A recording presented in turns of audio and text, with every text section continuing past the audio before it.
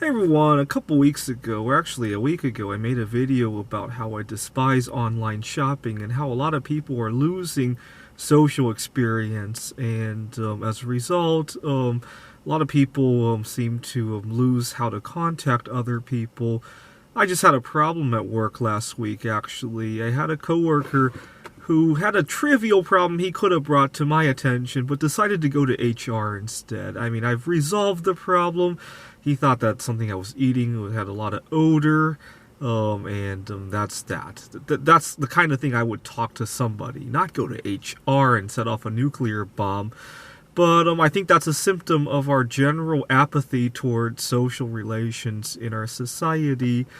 Today I learned an experience, fortunately outside of the workplace.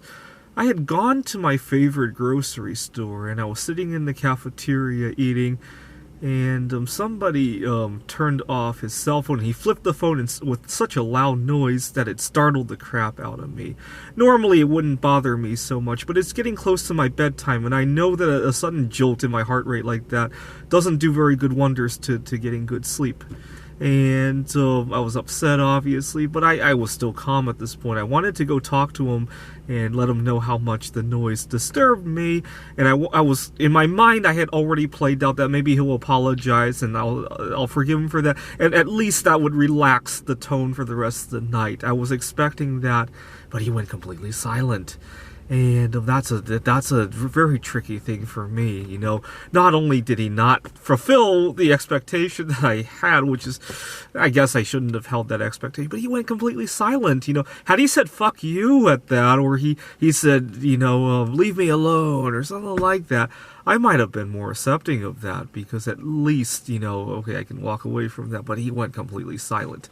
And so I probably shouldn't have done this, but I chased him out of the grocery store, trying to get him to say at least something. And then he turned and had a very violent look on his face. I go, okay, maybe he has a gun. Maybe I should stop this. And I went back into the cafeteria. I packed up, and right now I'm recording this video to kind of relax myself so I can go to sleep. So maybe I didn't get it from him. I'll get it from making a video. So that's good. But this is a problem I have a lot of.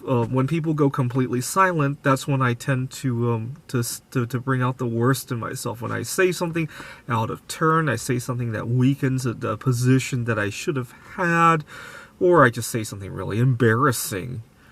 I had a problem at my workplace a couple months ago.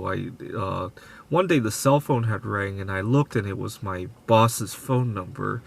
And in my mind, I went, uh-oh.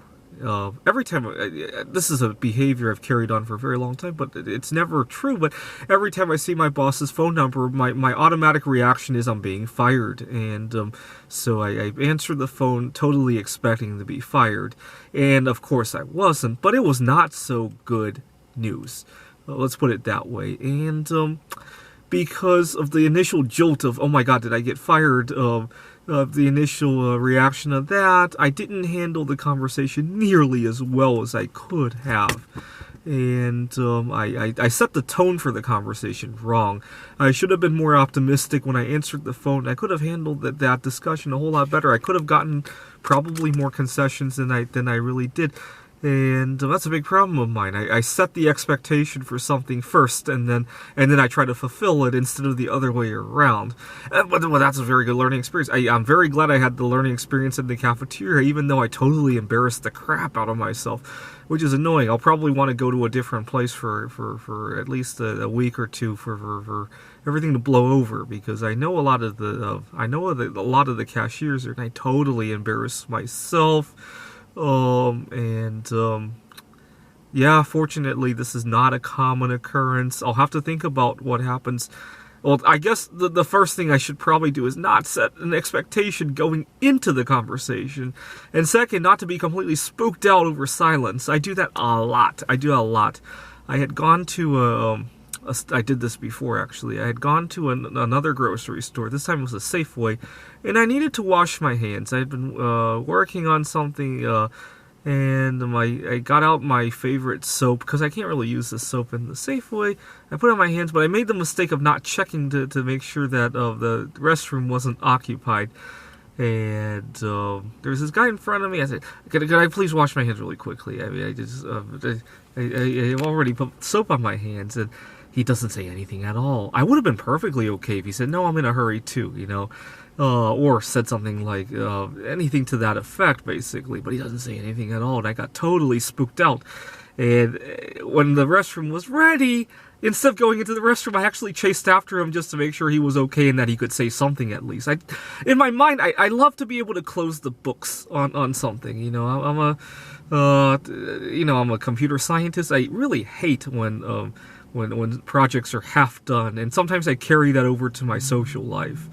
Well, anyways, it's a learning experience, and I'm glad that the grocery store I went to still exists, because 10 years from now I might not have the luxury of having that having the lecture that I had today. Thanks for watching.